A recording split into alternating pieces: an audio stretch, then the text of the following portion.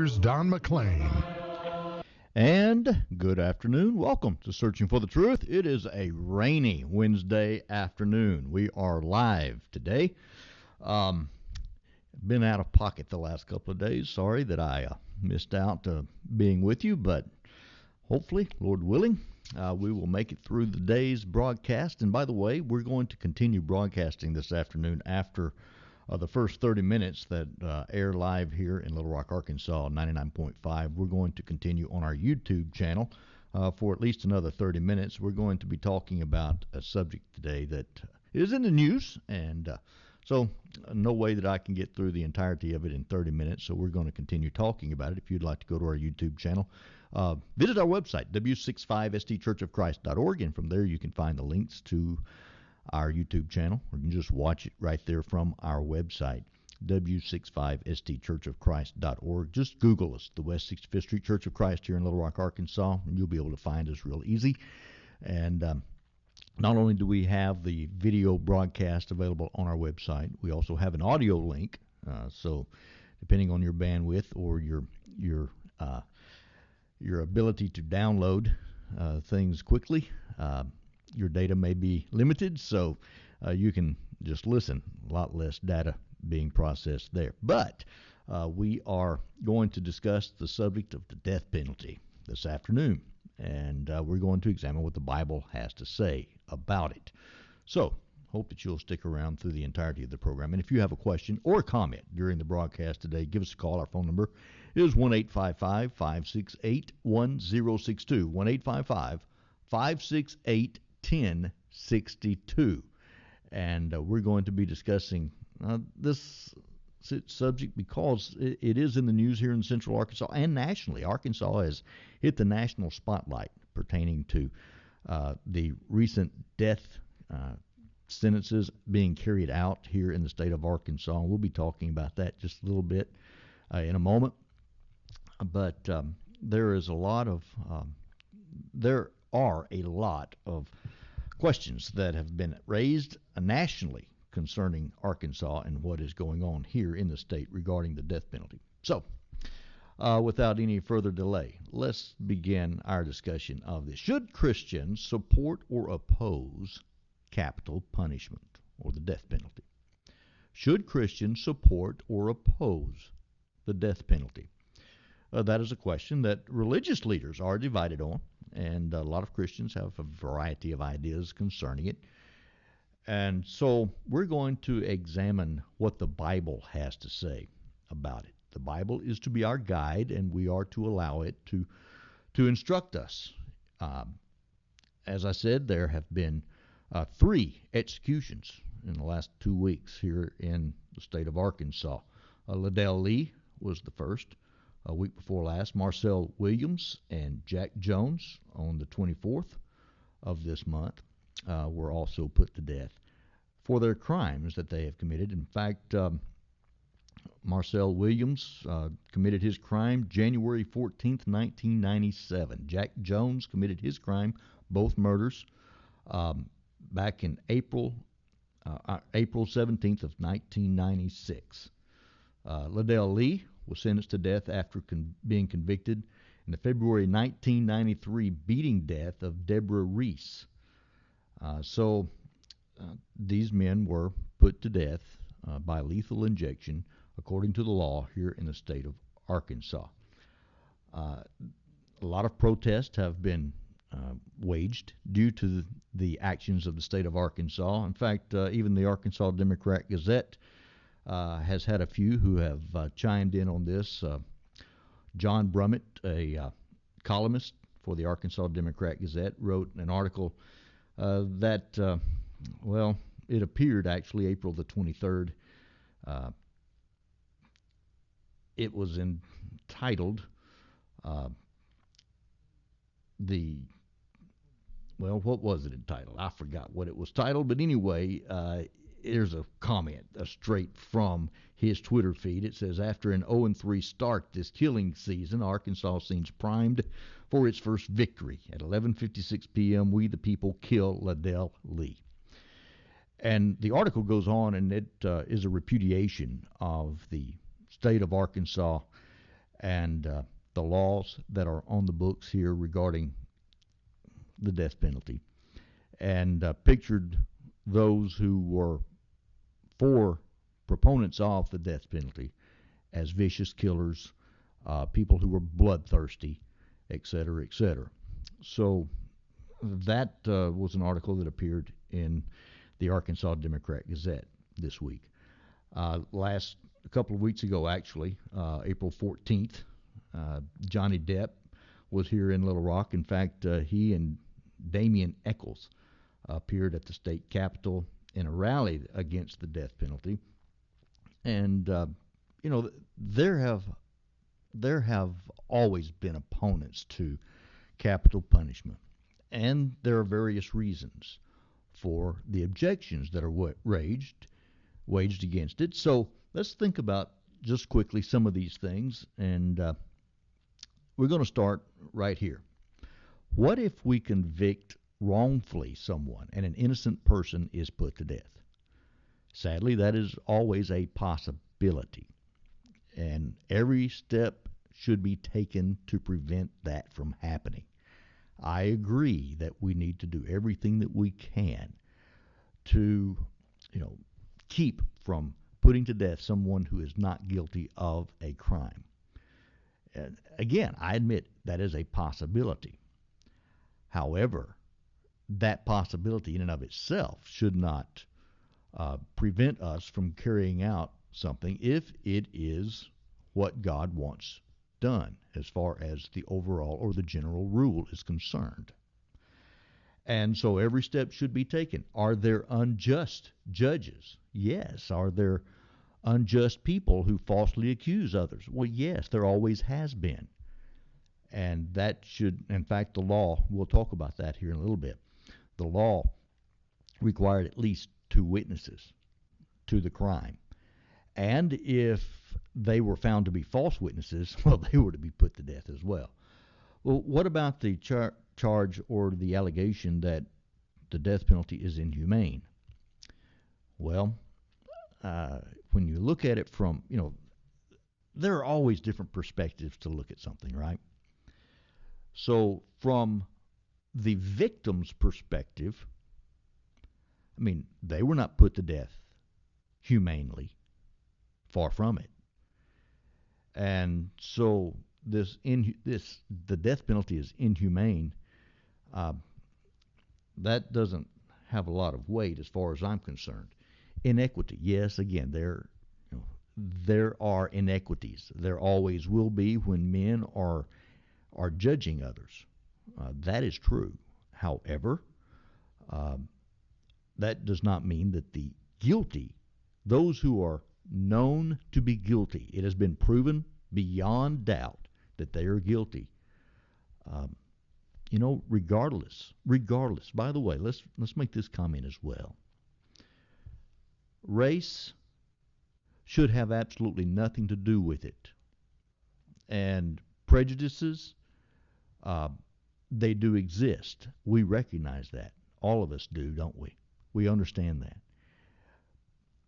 And it is very true that people in the past have been unjustly, prejudicially charged, and they have been punished. That in and of itself does not nullify the will of God in the matter. Let's make this observation, my friend. Any inequities that take place in this life, whatever they are, the person guilty is going to stand before God. God's going to sort it all out. Don't have to worry about that. God is going to sort it out.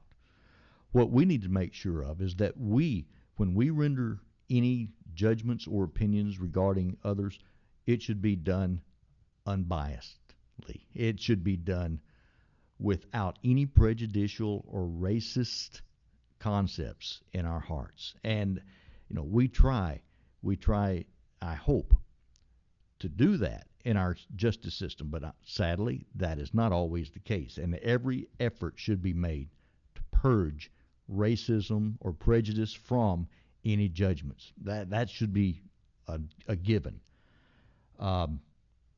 However, that again does not nullify the rule. If it is a God-ordained rule, then these objections are not biblical objections. They are objections that people raise from human wisdom, actually. Making society guilty.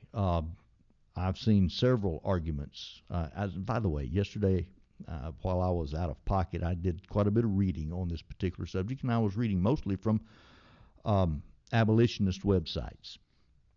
And one of the things that is brought up quite often is that, well, you make society guilty of murder. How do you expect to rid violence and teach people that violence is wrong when the government itself is acting violently? And we are all, in fact, one said that we are all guilty of murder if we support the death penalty. And that's just foolish, actually, but that's the way that people look at it. In reality, society has a responsibility to protect.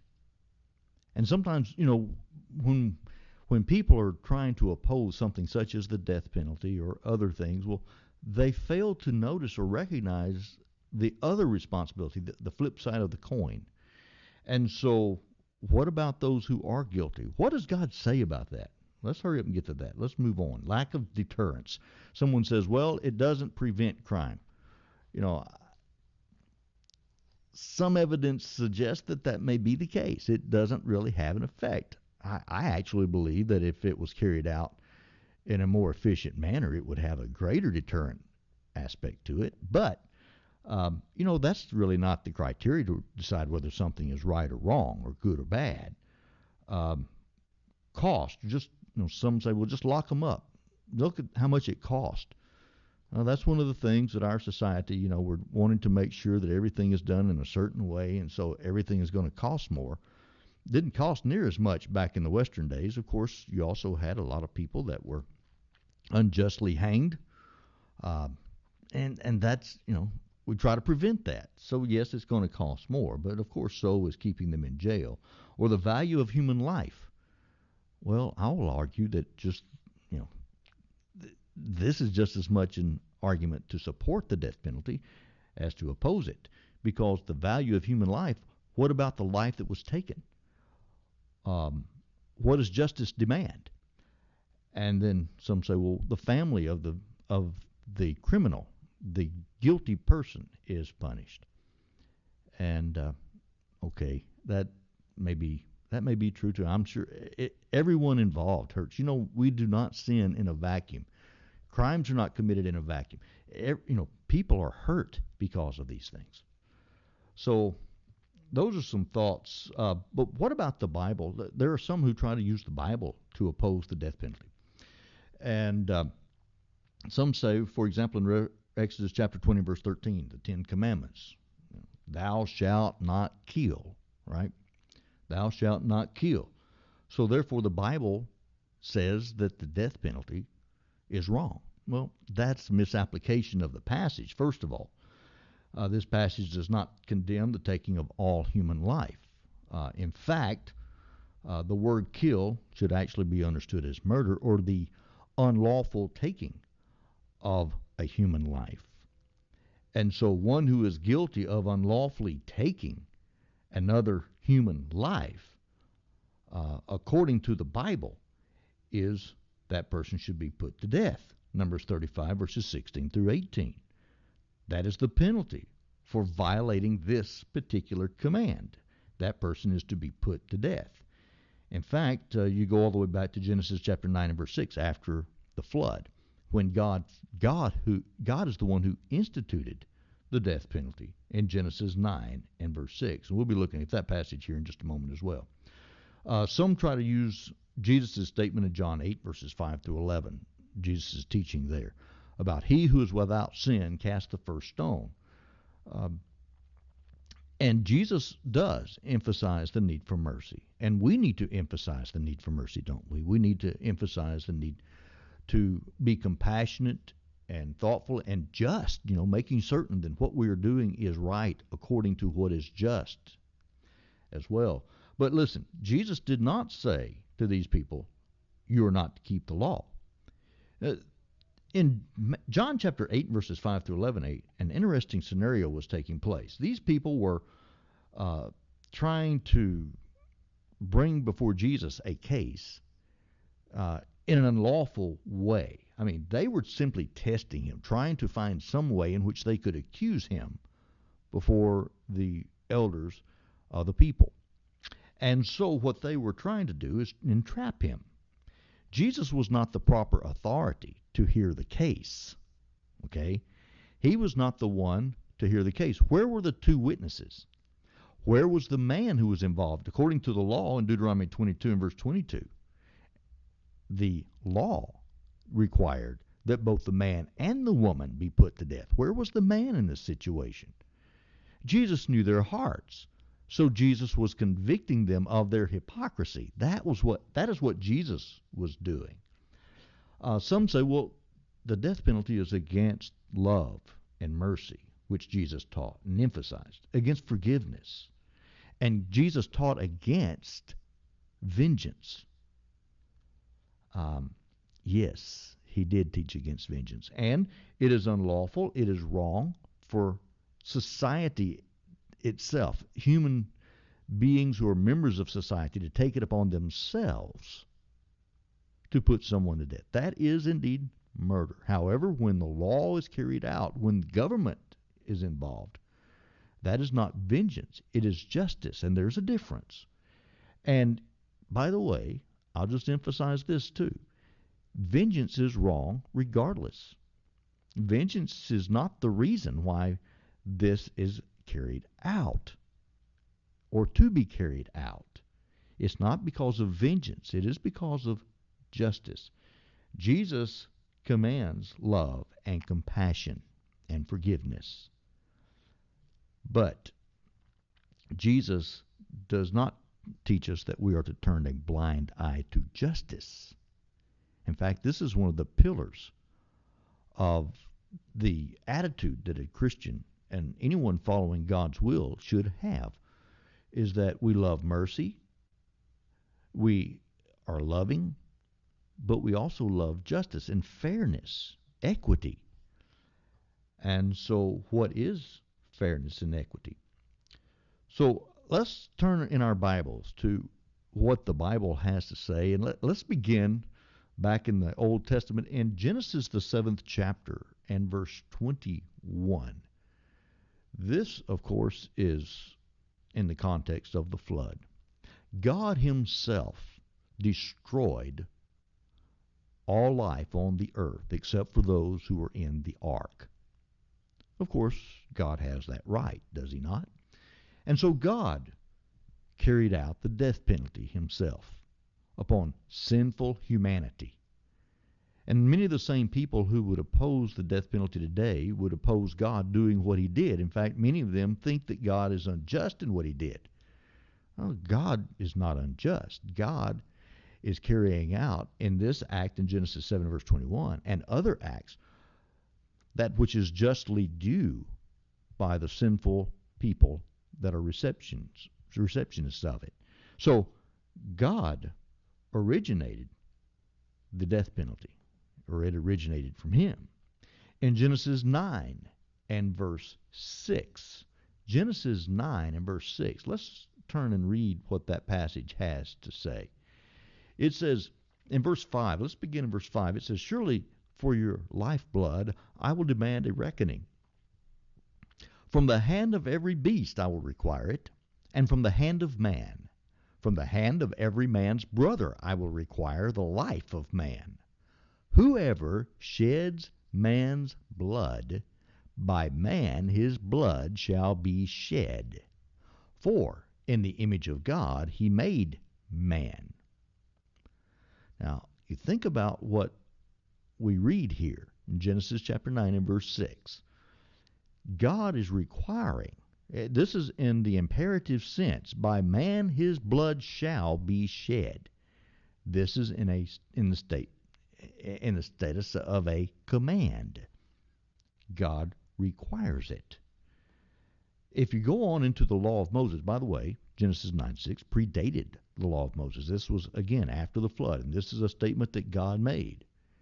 after the flood. And this is God's command for mankind after the flood. Well, let's go back and think about something else. When the law comes around, the law of Moses required also the death penalty for murder. In Exodus 21 and verse 12, he who strikes a man so that he dies shall surely be put to death. This was the law of Moses, and I understand we are not currently under the law of Moses. But there's a reason for me to bring these passages up. Exodus 21 and verse 12, he who strikes a man so that he dies shall surely, certainly be put to death. This is God's will in the matter. In the book of Numbers, chapter 35 and verse 30, whoever kills a person, the murderer shall be put to death on the testimony of witnesses. But one witness is not sufficient testimony against a person for the death penalty. Verse 31, moreover, you shall take no ransom for the life of a murderer who is guilty of death, but he shall surely be put to death. Verse 32, and you shall take no ransom for him who has fled to his city of refuge, that he may return to dwell in the land before the day of the priest. So you shall not pollute the land where you are, for blood defiles the land, and no atonement can be made for the land for the blood that is shed on it, except by the blood of him who shed it. So God is letting us know something. In fact, go back to Genesis chapter 9 and verse 6. For in the image of God he made man. When man's life is unlawfully taken, the only payment to you can't undo it, but the only payment required by God is that person who unlawfully took another human being's life, that person's life must be taken. Whoever kills a person, the murderer shall be put to death. No ransom for the life of the murderer who is guilty of death. In other words, you can't redeem him. His judgment is what it is. He shall surely be put to death. No atonement can be made for the land, but for the blood of him who shed it. In fact, there are many other sins, of course, that God demanded the death penalty for. For example, Exodus 21 and verse 15, children who struck their parent were to be put to death. Kidnapping was a capital offense. Blasphemy, Leviticus 24 and verse 14. Incest, Leviticus 20 and verse 11. Sabbath breaking, Exodus 31 and verse 14. Homosexuality, Leviticus 20 and verse 13. Witchcraft, Exodus 22 and verse 18. Bestiality, Leviticus 20 and verse 15. Adultery, Leviticus 20 and verse 10. By the way, that takes you back to John the 8th chapter. Idolatry, Leviticus 20 and verse 2. Unchastity, Deuteronomy 22 and verse 21. False prophets, Deuteronomy 18, 20 through 22. Rape, Deuteronomy chapter 22 and verse 25. Rebellion against God, Deuteronomy 21, 18 through 21. False witness in a capital case, Deuteronomy 19, 16 through 19. So all of these crimes were capital offenses under the law of Moses. In many aspects, I'm so glad that we're not currently living under that law. But here's the point for all of those passages. We can learn very clearly that capital punishment is not against the nature of God. God is still the same God today that he was then. God still requires justice. Yes, mercy. Yes, compassion. Yes, love. But there is also a just requirement of God. And the New Testament very clearly makes that point as well. We're going to continue talking about this after the break. If you are able to join us on YouTube, please do.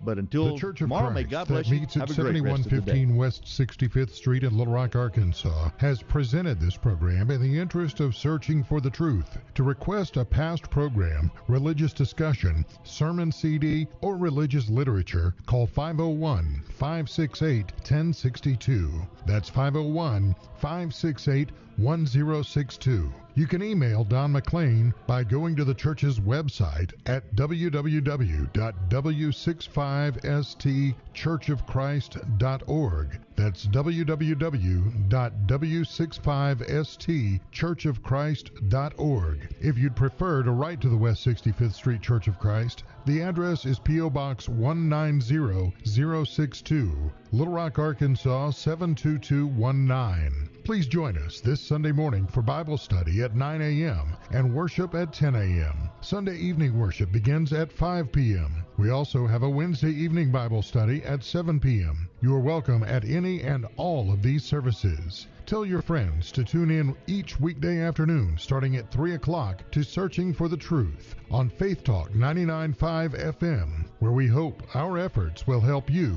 as you search for the truth.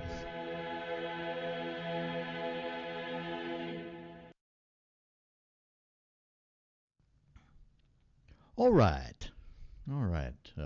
Get this turned off here. Thank you very much if you're still with us. If you're watching on YouTube, appreciate you sticking with us very, very much. And we're going to continue our discussion on capital punishment, on the death penalty. Why Christians should actually support it. We're looking at the Bible as to what it now teaches. We've gone through some Old Testament passages, and we're fixing to pick up in the New Testament. Some may say, well, that's all that stuff that you were talking about. That's under the old law. And that's true. But of course, I again presented that just to show that capital punishment is not contrary to the nature of God. It is not contrary to the will of God in and of itself. Now, I do realize that we are under a different covenant than what those under the law lived under. But what about the New Testament? I wanted to turn to some passages in the New Testament. Specifically, if you will, turn with me to the book of John and the 19th chapter and verse 10. John 19 and verse 10. In this passage, what we see is Jesus is before Pilate. And, of course, here is a horrible example. An example of someone being unjustly convicted, wrongfully sentenced, and executed. You have the most innocent human being ever. In fact, you have God in the flesh executed wrongfully. Not going to deny that fact. That is a fact. But I want you to notice what Jesus says as he's being questioned by Pilate. Pilate just did not have the moral fortitude. He did not have the courage to do what was right in the case of Jesus. He was concerned about the peace that would be broken under his jurisdiction if he let Jesus go.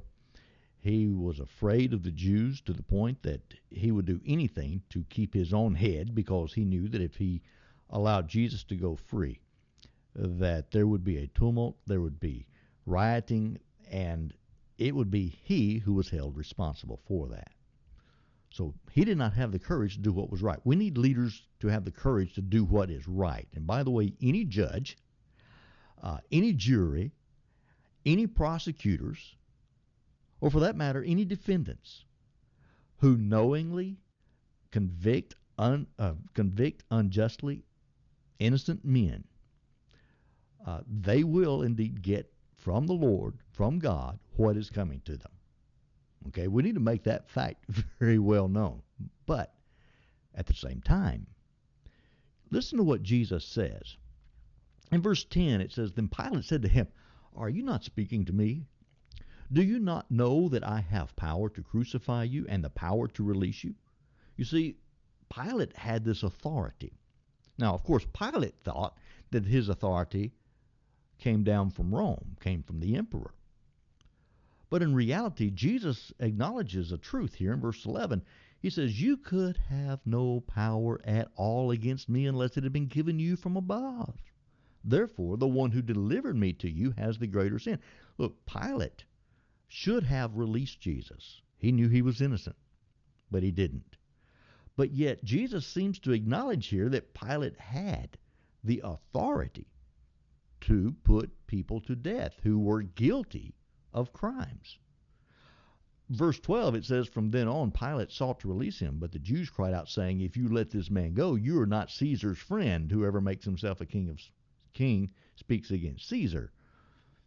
So Pilate simply did not have the courage to do what was right in this instance, but Pilate did have the authority to put criminals to death. This authority, Jesus acknowledges, comes not from the emperor, but from God himself. Another passage is found in Luke and the 23rd chapter and verse 40.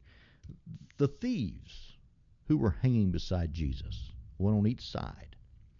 Verse 40, it says, "But the other answering rebuked him, saying, 'Do you not even fear God, seeing you are under the same condemnation? And we indeed justly, for we receive the due reward for our deeds. But this man has done nothing wrong.'" You see, there was a difference between the two thieves and Jesus. Even the thief that Jesus forgave in verse 43, even the thief that Jesus promised that he would be in paradise, this man received what was justly due him. He had committed crimes worthy of death, and he acknowledged that. So, Jesus recognized the legitimacy of the death penalty, never said anything against it from that perspective. Now, the Apostle Paul, by the way, someone says, well, Jesus never ever approved of it. And when you turn to Paul's writings or Paul's teaching, people say, well, that was Paul and that wasn't Jesus. Well, I want to submit to you that what Jesus said were indeed the commandments of the Lord. 1 Corinthians chapter 14, Paul makes that point. The things that Paul wrote as an inspired apostle of Jesus Christ spoke the words of Christ. And so whatever Paul wrote, whatever Paul taught, are indeed the words of Christ. This is the teaching of Christ. In the book of Acts and the 25th chapter and verse 11, the Apostle Paul is being held wrongfully, of course, but as he had come to Jerusalem and he had gone to the temple to try to calm some of the fears that some Jewish brethren had concerning him, so that he could go to the temple and show that he was not opposed to the law per se, or to the people who were holding to the law. He went to the temple. And what then took place, and he was arrested by a mob, actually, and then he was rescued. So these are his statements in verse 11 of chapter 25 of the book of Acts. It says, "For if I am an offender or have committed anything deserving of death, I do not object to dying. But if there is nothing in these things of which these men accuse me, no one can deliver me to them. I appeal to Caesar." So actually here we have Paul using the law for his benefit, and said, if I've done anything worthy of death, I don't object to dying. That had been a perfect place for the Apostle Paul to say, well, the death penalty is against the will of God, and tried to talk to the Jewish people about that. But, of course, they wouldn't have it. But let me turn to another passage in the book of Romans and the 13th chapter, and this is a passage that we have already discussed here on this program a couple of times. But Romans, the 13th chapter, if you go there, this is what you're going to find. You're going to find that the Apostle Paul makes very clear statements regarding the role of government in keeping peace and punishing the evildoers and protecting the innocent. Now, this is the government's responsibility. And let's begin in verse 1 where he says, "Let every soul be subject to the governing authorities, for there is no authority except from God, and the authorities that exist are appointed by God. Therefore, whoever resists the authority resists the ordinance of God. And those who resist will bring judgment on themselves. For rulers are not a terror to good works, but to evil. Do you want to be unafraid of the authority? Do what is good, and you will have praise from the same.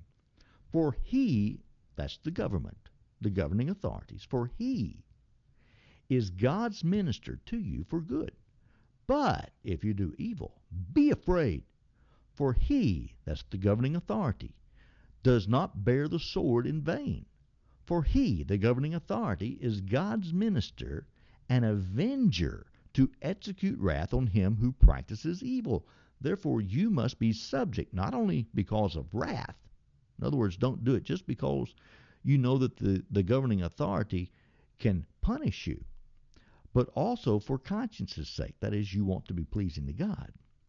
For because of this you also pay taxes, for they are God's ministers, attending continually to this very thing. That is, you pay taxes and you support the government, who is authorized by God to protect you and to punish evildoers. Verse 7, render therefore to all their due, taxes to whom taxes are due, customs to whom customs, fear to whom fear, honor to whom honor. Now, as you think about what the Apostle Paul is teaching here in Romans chapter 13, he makes the point very clear that the government has a responsibility. Those who resist the governing authority will bring judgment on themselves. I wonder what that word judgment there means. Well, punishment. Punishment from the government.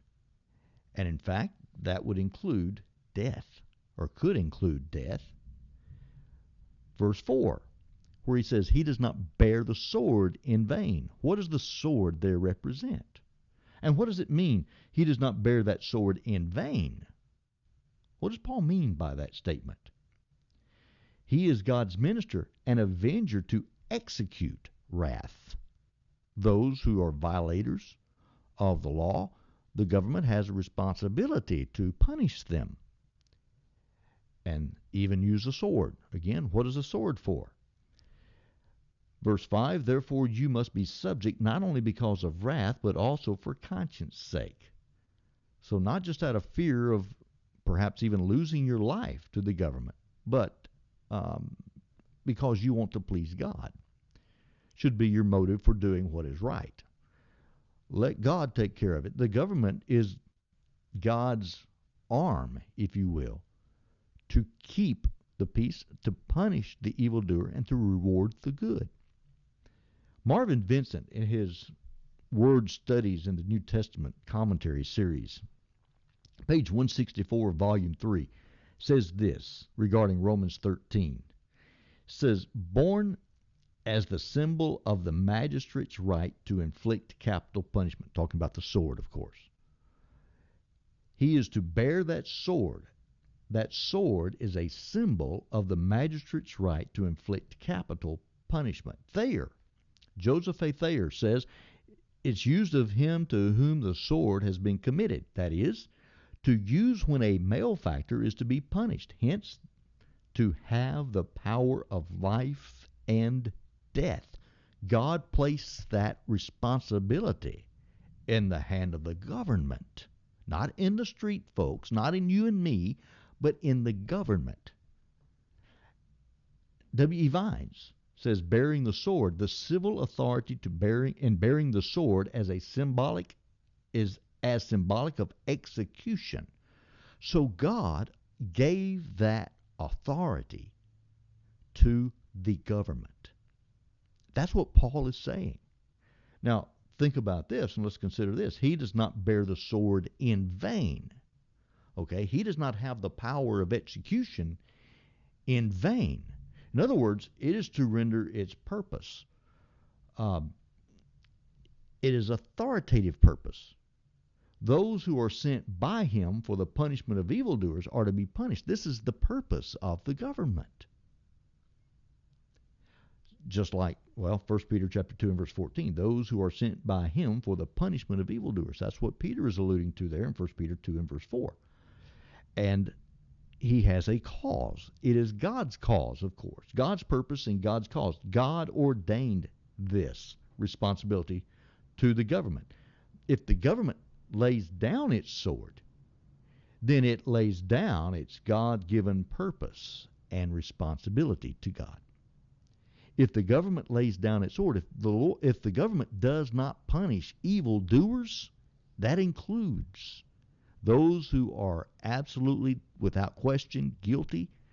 If they of murder, for example, then if the government does not do what is right and just regarding these people, then they have forsaken their God-given purpose and responsibility.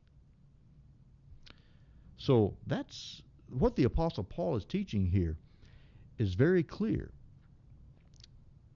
The death penalty was ordained by God as the punishment for all who take an innocent life. We see that in Genesis 9 and verse 6. It is in the law of Moses, and it is also, according to the Apostle Paul, the responsibility of government under the new covenant. It's commanded by God to emphasize the value of man who is made in his image. You know, people say, well, the value of life, the value of human life should forbid anyone, including the government, from taking someone else's life. Well, this is commanded by God to emphasize the value of human life. If someone sheds an innocent man's blood, by man his blood shall be shed. Why? Because man was made in the image of God. That's the point that the Bible makes very clearly. God has appointed government as his minister to punish evildoers. That includes capital punishment. And the death penalty is not against the nature of God. It is not against his will. It is not against the Old Testament. It is not against the New Testament. For the government to do this, it's not against the will of God for the government to inflict wrath upon the evildoer. It is in fact God's very purpose for the government. And there is no authority except that it is from God. That seems to be very clear. So, should a Christian support the death penalty? When you consider what the Bible actually says about it, yes. Now, again, let me clarify.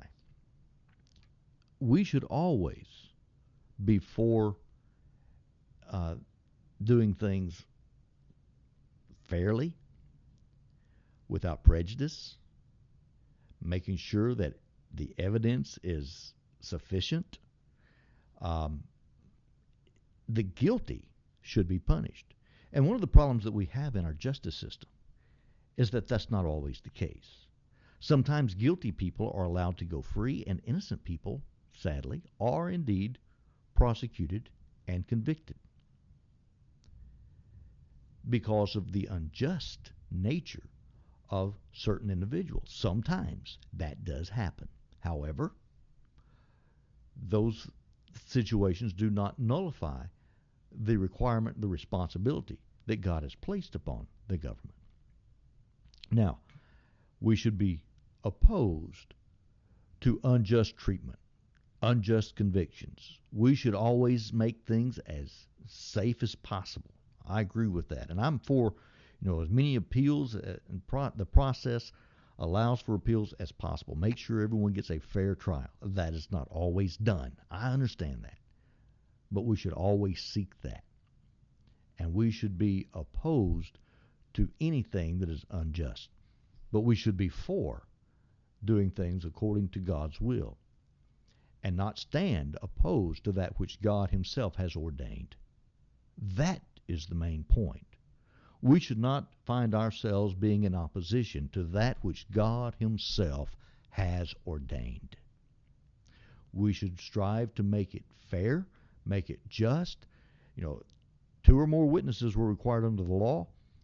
If there's sufficient testimony, if someone is found to be guilty and there's no longer question regarding a person's guilt, reality is it shouldn't take 25 years to prosecute and to convict and to execute someone's sentence. It shouldn't take that long when there is no question. So sometimes we as a society, we as a people, we're inclined to just throw out the baby with the bathwater. But instead of doing that, what we need to strive to do is carry things out according to God's will. Let's seek God's will and strive to make sure, the best that we can, not to find ourselves in opposition to what God desires. Well, we're out of time today. And this being Wednesday, I'm fixing to head home and do some studying, preparing for tonight's Bible class. And we're going to be actually starting a new class tonight on the book of Acts. We're going to be starting a study of Acts. We got a few questions on the book of Matthew left over from last week, but then we're going to get into the book of Acts tonight and introduce it. And if you are in Little Rock, we'd love to have you. 7115 West 65th Street, Church of Christ here in Little Rock, Arkansas. And if you can be with us, certainly would love for you to do so. Like to encourage you to go to our website, w65stchurchofchrist.org, and tune in each weekday afternoon at 3 p.m.